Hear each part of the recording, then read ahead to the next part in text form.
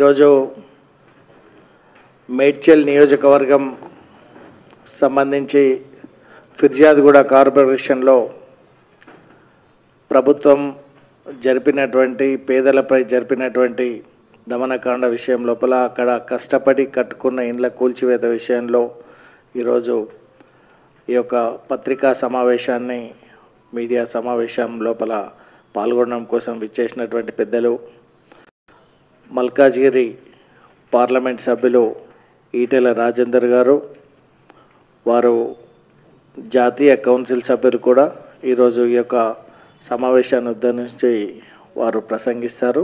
వారితో పాటు ప్రెస్ మీట్లో పాల్గొంటున్నటువంటి పెద్దలు భారతీయ జనతా పార్టీ రాష్ట్ర ప్రధాన కార్యదర్శి బంగారు శృతి గారు, అదేవిధంగా నాకు ఎడం వైపున ఉన్నటువంటి వారు గిరివర్ధన్ రెడ్డి, అర్బన్ జిల్లాకు సంబంధించినటువంటి ప్రధాన కార్యదర్శి.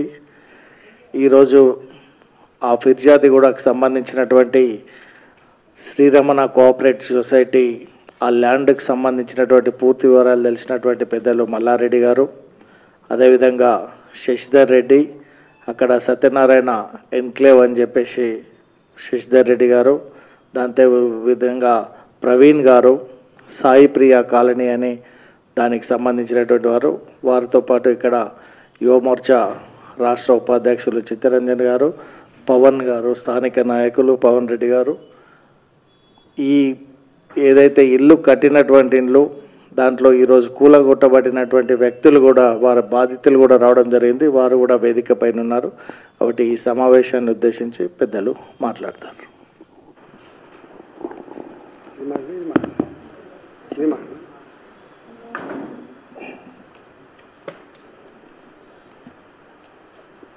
ఉప్పల్ పక్కకి ఫిర్యాదుగూడ కార్పొరేషన్ ఏర్పడింది, తెలంగాణ ఏర్పడిన తర్వాత.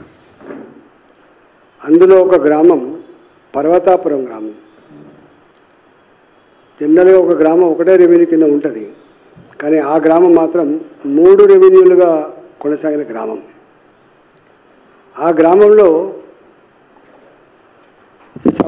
సాలార్జంగ్ కంచా, ఆ గ్రామంలో సాలార్జంగ్ కంచా 350 ఎకరాలు కలిగి, దానికి ఓనరు బుద్ధరామ్ సింగ్ ఓనర్, వాళ్ళ కుమారులు రంజిత్ సింగ్, రామచందర్ సింగ్, దీప్ చంద్, విక్రమ్ సింగ్, పూల్ చరణ్ సింగ్, వారికి 5 కుమారులు. ఆ 350 ఎకరాల సాలార్జంగ్ కంచకు మ్యాప్ లేదు, సర్వే నెంబర్ కూడా లేదు. వాస్తవం వాళ్ళు 85 నుంచి అమ్ముకుంటూ వచ్చింది. ఇక 20,000కో 10,000కో ఎకరం చొప్పున అమ్ముకుంటూ వచ్చిండ్రు. ఈ 85 నుంచి అమ్ముకుంటూ వచ్చేటువంటి ల్యాండ్లకి ప్రధానంగా కొనుగోలు చేసిన వాళ్ళు ఎవరంటే సత్యనారాయణపురం కాలనీ. ఇప్పుడు శశిధర్ రెడ్డి గారు అయితే అంటుండ్రు, మొట్టమొదలు కొన్నట్టిన సత్యనారాయణపురం కాలనీ పేట 90 ఎకరాలు కొన్నారు వాళ్ళు, 90 acres. ఆ తదుపరి సాయి ప్రియా ఎన్క్లేవ్ 100 ఎకరాలు. ఆ భూమిని కొన్న వాళ్ళు శశిధర్ రెడ్డి గారు, సుఖేందర్ రెడ్డి గారు. ఇప్పుడు వాళ్ళిద్దరూ కాంగ్రెస్ పార్టీ నాయకులు కూడా కొనసాగుతున్నారు. అదేవిధంగా సాయి ఐశ్వర్య 80 ఎకరాలు. ఇట్లా 350 ఎకరాల భూమిని వాళ్ళు అమ్మడం జరిగింది. ఆ తదుపరి ఇదంతా అమ్ముడుపోయిన తర్వాత ఈ భూమికి 2002లో మ్యాప్ కానీ సర్వే నెంబర్ కానీ ఫిక్స్ అయింది. దీనికి ఎక్కడ కూడా ల్యాండ్ సీలింగ్ ప్రకారంగా ఏ పార్ట్లో ల్యాండ్ సీలింగ్ ఉంది, ఏ పార్ట్ ఏ సర్వే నెంబర్ ఉందని ఎక్కడ ఫిక్స్ లేదు. దీంట్లో సాయి ప్రియ అపార్ట్మెంట్స్, సాయి ప్రియ ఎన్నికలకు సంబంధించింది అంత పేదలు.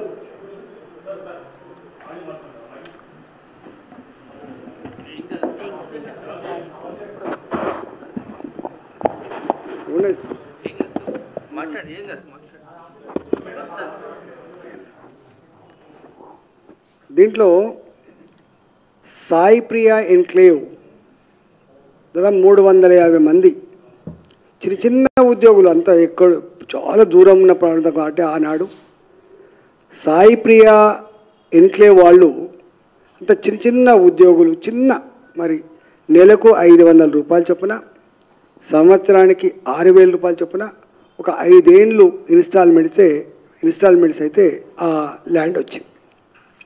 అంటే ఒక మాట చెప్పాలంటే చాలా పేదవాళ్ళు రెక్కాడితే డొక్క నిండని వాళ్ళు ఆనాడు 30 ఏళ్ళ క్రితం 35 ఏళ్ళ క్రితం ఈ భూమి కొనుక్కున్నారు.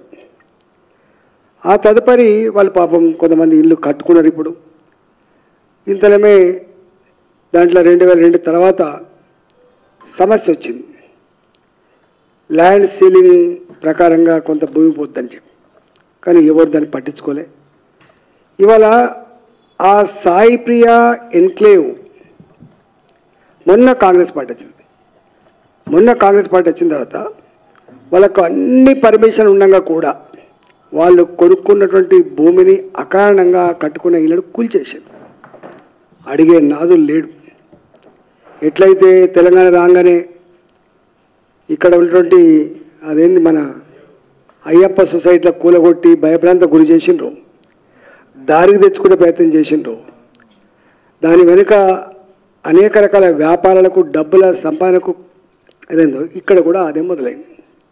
ఇప్పుడు అదంతా కాస్ట్లీ భూములు అయిపోయినాయి. 50,000 రూపాయలకు గజం అయిపోయింది. అడిగేవాళ్ళు లేడు. కనీసం వాళ్ళు ఏమైంది అంటే అప్పటి కలెక్టర్లు, అప్పటి ఆర్డీఓలు, అప్పటి ఎంఆర్ఓలు ఎందుకు పర్మిషన్ ఇచ్చినట్టు, ఎందుకు వాళ్లకు జిహెచ్ఎంసీ వాళ్ళు కూడా పర్మిషన్ ఇచ్చినట్టు, కొంతమంది లోన్స్ కూడా తీసినట్టు ఇంతవరకు ఎవరు ఆలోచన చేస్తలేరు. అంటే సామాన్యుల పట్ల ప్రభుత్వానికి ఉండే నిజాయితీ చిత్తశుద్ధి ఎంత ఉందో దీన్ని బట్టి మనకు అర్థం కావాలి.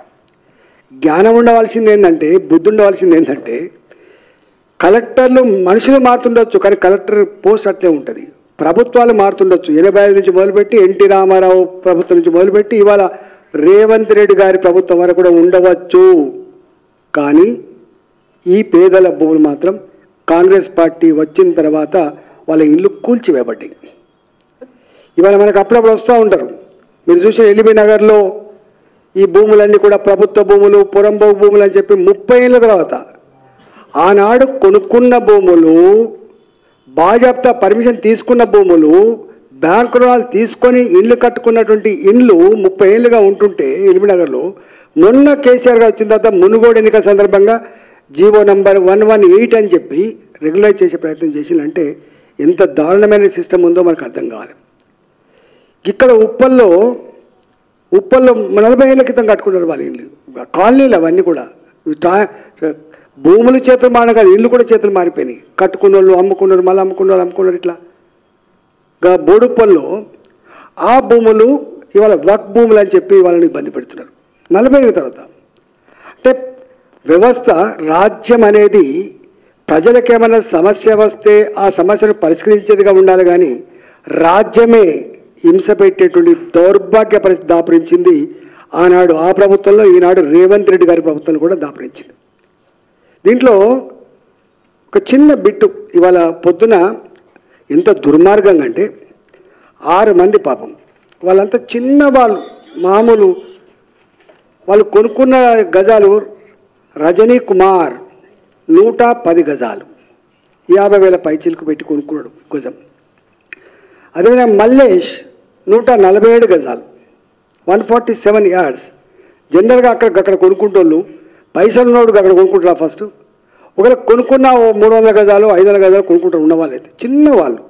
వీళ్ళంతా కూడా కింద ఫ్లోరింగ్ వేసేటోళ్ళు, లేదా ప్లంబింగ్ పని చేసేవాళ్ళు, లేదా సెంటరింగ్ పని చేసేవాళ్ళు, లేదా ప్రైవేటు కంపెనీలో పనిచేసేవాళ్ళు తప్ప ఇంకోటి కాదు.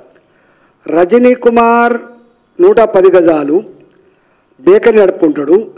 మల్లేష్ మేస్త్రి పని చేస్తాడు 147 యార్డ్స్. అదేవిధంగా బృంద ఈమె ప్రభుత్వ ఉద్యోగి, ఆంధ్రలో ఎప్పుడో కొనుక్కున్నది ఆమె 320 యార్డ్స్ 2009లో కొనుక్కుందట ఆమె. అదేవిధంగా రాములు 147 గజాలు ప్రైవేట్ ఎంప్లాయీ. ఈమె స్వామి 153 గజాలు టైల్స్ వేసుకొని బతాడు. ఇట్లా రంజిత్ కుమార్ వాళ్ళిద్దరు ప్రైవేట్ ఎంప్లాయీస్ 150 గజాలు 150 గజాలు, సుధాకర్ 153 గజాలు. వీళ్ళు ఇండ్లు కట్టుకున్నారు. వీళ్ళు ఖాళీ జాగాలు కాదు. ఏంది వాళ్ళు చేసిన నేరం? ఎవరి దగ్గర కొనుక్కున్నారు? ఇవాళ ఏ నాయకుడైతే మన కాంగ్రెస్ పార్టీకి పోయిండో రామదాస్ గౌడ్ నుంచి, రామదాస్ గౌడేనా, రామదాస్ గౌడ్ అనేటువంటి అంటే దగ్గర అదే 3-4 చేతులు మారి రామదాస్ గౌడ్ దగ్గరికి వస్తే రామదాస్ గౌడ్ గారు ఇప్పుడు కౌన్సిలర్ అనుకుంటా నాకు తెలిసి, వారు వైస్ చైర్మన్ ఉన్నారో ఏమున్నారో నాకు తెలియదు. వారు ఇప్పుడు కాంగ్రెస్ పార్టీలో ఉన్నారు. ఆయన దగ్గర కొనుక్కున్నప్పుడు ఇంకొక పోచే అని చెప్పి ఒక కౌన్సిలర్ పాపం మధ్యవర్తిగా ఉండి ఇప్పించిండు. 50 రూపాయలకో 100 రూపాయలకో కమిషన్ తీసుకొని ఇప్పించినట్టున్నది. ఇవాళ ఈ పోచయ్య కాంగ్రెస్ పార్టీకి రావట్లే అని చెప్పి రామదాస్ ఏమో పోయిండు, సరెండర్ అయిపోయింది. ఈయన కాంగ్రెస్ పార్టీకి రావట్లే అని చెప్పి ఈ 2054 గజాల జాగాలో ఎవరైతే అమ్ముకున్నారో అమ్ముకుంటే కట్టుకునే ఇల్లు ఉండేవో పాపం పేదవాళ్ళు మొత్తం కూలగొట్టింది. నేను ఆల్రెడీ ఎంపీగా అయిన తర్వాత వెంటనే చెప్పిన, పేదోళ్ళ ఇళ్ళకు జోలికి పోకండి, మీరు అంటే నోటీస్ ఇవ్వండి అని చెప్పి. అంటే మీకు ఆ కాగితాలు కూడా ఇస్తా. దీనికి జిహెచ్ఎంసీ పర్మిషన్ ఉన్నది. వీటన్నిటికీ కొనుక్కున్నారు, రిజిస్ట్రేషన్ చేసుకున్నారు, బ్యాంకులో రుణం తీసుకున్నారు, తర్వాత మొత్తం అందరి పర్మిషన్ వచ్చింది. ఒక్క కాగితం కూడా దీంట్లో పొల్లు పోకుండా ఉన్నది. మరి బుద్ధి ఉండవలసింది ఆ కూలగొట్టే ఎంఆర్ఓకి ఉండాల్సిన బుద్ధి, ఆయన ఆర్డర్ చేసిన ఆర్డీఓకి ఉండాల్సిన బుద్ధి, ఆ పైన నుండి కలెక్టర్కి ఉండాల్సినటువంటి జ్ఞానం ఎక్కడ పోయిందని చెప్పి అడుగుతున్నాను. నీకు నీ పాత కలెక్టరే కదా, నీవే పొజిషన్కి అయితే వచ్చినావో, నీ ఆఫీస్ ఎవరైతే నువ్వు నడుపుకుంటున్నావో దాంట్లో ఉన్న ఇంకో కలెక్టర్ ఉన్నారు కదా. ఇవాళ ఈ గంజా అమ్మేటోళ్ళను కంట్రోల్ చేసే తెలివిలేదు వీళ్ళకు, గుడంబ అమ్మేటోళ్ళకు తెలివిలేదు, దొంగలను కంట్రోల్ చేసే తెలివిలేదు. కానీ 200 మంది పోలీసులు మాత్రం పంపించారు. అంటే ఒక పాకిస్తాన్ భారతదేశ బార్డర్ల మధ్య ఇంట్లో మోరించారో ప్రజాప్రతినిధులందరూ భయభ్రాంతకు గురి చేసి ప్రజలందరూ కూడా పోకుండా చేసి, ఏ ఇంటి యజమాని అయితే నేను ఇంట్లో ఉన్నాం మేము మా ఇల్లు కూలిపోతాం మేము చచ్చిపోతాం అంటే కూడా, కారు తీస్తాం ఉన్నామంటే కూడా తీయకుండా సావాలనే మీరు అంటాడట. ఇవాళ అక్కడ ఈ ఉదయం 5 గంటలకు దొంగల్లాగా మొత్తం పోలీసులను సెక్యూరిటీగా పెట్టుకొని ఎంఆర్ఓ స్వయంగా నాయకత్వం వహించి వాళ్ళు కట్టుకున్నటువంటి ఇళ్లను కూల్చేశారు. ఇది రేవంత్ రెడ్డి గారి ప్రభుత్వం పేదల పట్ల అవలంబిస్తున్న తీరిది. ఇట్లాంటి చర్యలకు పాల్పడితేనే కేసీఆర్ బొందబెట్టిండ్రు, భరించలేకపోయినారు. కాంగ్రెస్ పార్టీ కష్టపడి ఒళ్ళు వంచి అధికారం రాలే. కేసీఆర్ను ఓడగొట్టాలనే సంకల్పంతో ఈ ప్రభుత్వానికి అధికారం ఇస్తే వీళ్ళు ఒళ్ళు మర్చిపోయి కళ్ళు నెత్తికెక్కి అధికారం రాగానే ఎక్కడ పడితే అక్కనే. దీని వెనుక పెద్ద కుట్ర ఏంటంటే, ఇది వాళ్ళకి తెలుసు అక్కడ లోకల్గా ఉన్నటువంటి నాయకులకు, వీళ్ళని కదిలిస్తే వీళ్ళు భయపడతారు. ఇప్పుడు అయ్యప్ప సొసైటీలో కదిలిచ్చి ఏం జరిగిందో ఇక్కడ కూడా 350 ఎకరాలు కాబట్టి, ఆల్రెడీ ఏర్పడ్డ కాలనీలు కాబట్టి, పేదోళ్ళు కాబట్టి, నోర్లేనులు కాబట్టి వీళ్ళని భయభ్రాంతకు గురి చేస్తే వీళ్ళకు డబ్బులు ఇండైరెక్ట్గా వస్తున్నటువంటి ఆశతో ఈ పని చేసిండ్రు. నేను అడుగుతున్నా, ఇవాళ మున్సిపల్ అడ్మినిస్ట్రేషన్ కూడా ఇవాళ వారి కిందనే ఉంది. నేను కలెక్టర్ ఫోన్ చేసిన, అయ్యా కలెక్టర్ గారు ఏమైనా ఉంటే నేను వస్తా మాట్లాడతా అంటే ఫోన్ ఎత్తాడు. డిప్యూటీ సీఎం గారు ఫోన్ చేసిన ఫోన్ ఎత్తాడు. జిల్లా ఇన్ఛార్జి మంత్రి గారు శ్రీధర్ బాబు ఫోన్ చేసిన ఫోన్ ఎత్తారు. రెవెన్యూ మంత్రి గారు ఫోన్ చేసిన చివరికి ఎత్తిండు, అయ్యో నాకు తెలియదు అంటాడు. మరి తెలియకుండానే అంటే మంత్రులకు రెవెన్యూ మంత్రికి తెలియకుండానే 200 మంది పోలీసులు ఎట్లా పోయినట్టు, ఎట్లా కూలగొట్టినట్టు, గింత సోయి లేకుండా ఎట్లా నడుస్తున్నటువంటి భావన ఇవాళ వ్యక్తం చేస్తున్నాను. అంటే మీకు అధికారం కట్టబెట్టింది తెలంగాణ ప్రజలు ఆలోచించాలి. చాలామంది మేధావులు ఉద్యమకారులు అన్యాయం జరిగింది అని చెప్పి ఇవాళ వీళ్ళకి సపోర్ట్ చేస్తే వీళ్ళు చేసే వాళ్ళకమేందో తెలంగాణ ప్రజలు ఆలోచించుకోమని చెప్పి కోరుతున్నాను. నేను అక్కడ ఎంపీని, పిరిజాదిగూడలో నా ఎంపీ పరిధి కింద వస్తుంది. 24 ఏళ్ళుగా మేము ఇట్లాంటి దౌర్భాగ్య పరిస్థితి ఎప్పుడు చూడలే, ఇంత నీతిమాలిన పరిస్థితి ఎప్పుడు చూడలే. ఇవాళ దీని మీద ఈ ప్రభుత్వం నాట్ ఓన్లీ దిస్, నేను ఇంతకుముందు చెప్పినటువంటి ఉప్పల్ సంబంధించినటువంటి భూములు 30 ఏళ్ళుగా 40 ఏళ్ళు కట్టుకున్న భూములకు ఇలా వగ్భూములని చెప్పి వేధిస్తున్నారు. 118 జీవో ఆల్రెడీ కేసీఆర్ ఇచ్చిన తర్వాత కూడా దాన్ని అమలు చేయకుండా అది అసలు కొండ నాలుక మందితో ఉన్న నాలుక వినట్టుగా కొనుక్కున్న భూములకు నేను పుక్కడికి ఇచ్చిన భూములు లెక్కించిండు 118 జీవో. ఇలా సాయి ప్రియ కూడా 118 జీవో అప్లై అవుతుందని చెప్పించిండు అన్నాడు కేసీఆర్ గారి ప్రభుత్వం. ఇట్లాంటి వాటి మీద సమగ్రమైన విచారణ జరిపించాలి. మీరు ఏం మాట్లాడుతున్నారు? మాట్లాడితే మీ ధర్మం న్యాయం ఏం న్యాయం ఇది? పేదల మీద దండయాత్ర చేయడమే నీ న్యాయమా? పేదల ఇల్లు కూల్చడమే నీ ప్రభుత్వ కర్తవ్యమా?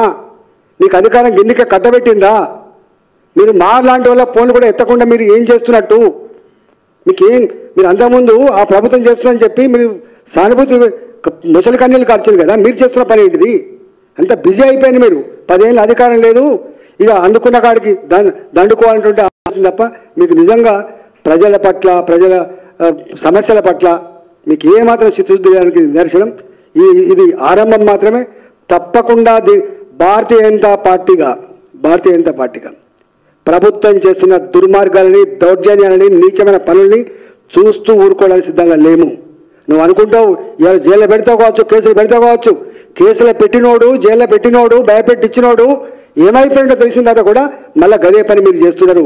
ఇవాళ నేను అడుగుతున్న అధికారులను కూడా ఇలా నువ్వు పొమ్మనగా పోతూనే ఉంటావు. నువ్వు ఏం ఎంఆర్ఓవు, నువ్వు ఏం ఆర్డీఓవు, నువ్వు ఏం కలెక్టర్, నువ్వు ఏం సిపిలు, మీరు ఎవరి మీద దౌర్జన్యంగా చేస్తున్నారు? మీరు చట్టం లేదా, సిస్టమ్ లేదా, పద్ధతి లేదా మీకు? గతంలో బాధ్యత మరిచిన అధికారులు, సిస్టమ్ మరిచిన అధికారులు, చట్టాన్ని మర్చిపోయిన అధికారులు బానిస లెక్క పనిచేస్తే గతంలో జైలు పాలైన ఐఏఎస్ ఆఫీసర్లు ఇవాళ కూడా మళ్ళీ జైలు పాలవుతున్నారు. ఖబర్దార్ అని చెప్పి హెచ్చరిస్తా ఉన్నా. ప్రభుత్వ అధికారులుగా నేను ఎవరికి వ్యతిరేకం కాదు, కానీ ప్రభుత్వ అధికారులుగా మీరు కనుక పైనుంచి ప్రెషర్ ఉంది, పైనుంచి ఆదేశాలు ఉన్నాయని చెప్పి పేదల మీద దౌర్జన్యం చేసే ప్రయత్నం చేస్తే ఖబర్దార్ అని చెప్పి హెచ్చరిస్తా ఉన్నా. మీరు ప్రజల సొమ్ముతో జీతం తీసుకొని బతికేవాళ్ళు, మీరు ప్రజల మీద దౌర్జన్యం చేయడానికి వచ్చిందా? మీరు ప్రభుత్వాలు ఉంటాయి పోతాయి, పార్టీలు ఉంటాయి పోతాయి, అధికారం 5 సంవత్సరాలే, కానీ 30-35 ఏళ్ళు ఉంటావు. మర్చిపోతున్నావు నువ్వు. నేను దీన్ని తీవ్రంగా ఖండించడమే కాకుండా ఈ ప్రభుత్వానికి దమ్ముంటే, నిజాయితీ ఉంటే నేను చెప్పిన వాటి మీద విచారణ జరిపించాలి. ఆ పేదలకు కూలగొట్టబడ్డటువంటి ఆ ఇళ్లకు కంపెన్సేషన్ కట్టియాలి, వాళ్ళకు సారీ చెప్పాలి. ఎవడు పర్మిషన్ ఇచ్చిండో నువ్వు నిజంగా నీకు దమ్ముంటే అప్పటి కలెక్టర్ని ఫస్ట్ కేసు పెట్టు, పర్మిషన్ ఇచ్చిన జిహెచ్ఎంసీ అధికారుల మీద కేసు పెట్టు, నీ ఎంఆర్ఓ మీద కేసు పెట్టు. అమాయకుల మీద కేసులు పెడతావా? అమాయకులు భయపెట్టిస్తావా? ఎవరిచ్చారు? నిజంగానే వాటికనే కట్టుకున్నారు, ఏమి లేని కొనుక్కుంటున్నాడో అర్థం ఉంది. అన్నీ ఉండంగా మొత్తం అన్నిటికన్నీ మీకు ప్రొవైడ్ చేస్తాను. నేను కేర్ఫుల్గా ఉండమని చెప్పి హెచ్చరిస్తున్నా. అధికారం నీకు 1 ఏళ్ళు ఇచ్చినా, నీకు 5 ఏళ్ళు ఇచ్చిండ్రు, మంచి చేయమని చెప్పి ఇచ్చిండ్రు. నేను అంటున్నా, ముఖ్యమంత్రి గారికి విషయం తెలుసా తెలియదు నాకు తెలియదు, కానీ మున్సిపల్ అడ్మినిస్ట్రేషన్ మినిస్టర్గా దీని మీద స్పందించాలని చెప్పి నేను కోరుతున్నా. విచారణ జరిపించమని చెప్పి కోరుతున్నా. ఇప్పుడు 350 ఉన్నాయి, కేవలం పిన్ పాయింటెడ్గా కొన్నింటినే కూలగొట్టిండ్రు. అంటే రాజకీయ కక్ష స్పష్టంగా కనబడతా ఉంది. మల్లారెడ్డి గారు పాపం నేను సాక్షినండి అన్నాడు. నారగోని గారు నీ సాక్షి సార్ అన్నాడు. ఆయన శశిధరెడ్డి సాక్షి. ఇక్కడ 35 ఏళ్ళుగా తొండలు గుడ్లు పెట్టని ఆనాడు ఎకరం భూమి 5,000కు 10,000 ఎకరం ఉన్నప్పుడు పోయిన బాపతల్లి ఇల్లు పర్వతాపురం. ఇవాళ రావచ్చు 50,000 గజం కావచ్చు, ఇలా కొంచెం డెవలప్ కాగానే పెరగవచ్చు. కానీ నేను ఈ అధికారుల చర్యను ఖండిస్తున్నా. బానిస లెక్క ప్రవర్తించే, బానిస లెక్క పనిచేసే అధికారులు తప్పకుండా రేపు పనిష్మెంట్ ఉండాలని గుర్తు పెట్టుకోమని చెప్పి కోరుతున్నా. నేను చట్టం ప్రకారం పనిచేయమని చెప్పి కోరుతున్నా, సిస్టమ్ ప్రకారం పనిచేయమని చెప్పి కోరుతున్నా. ప్రభుత్వం కూడా ఇవాళ దీని మీద వెంటనే విచారణ జరిపించాలి. ఎవరికైతే అన్యాయం జరిగిందో ఆ సాయి ప్రియ ఎంక్లేవ్ కావచ్చు, ఇవాళ కూలగొట్టబడ్డ ఇల్లు కావచ్చు, వాటికి న్యాయం జరగాలని చెప్పి నేను డిమాండ్ చేస్తున్నా.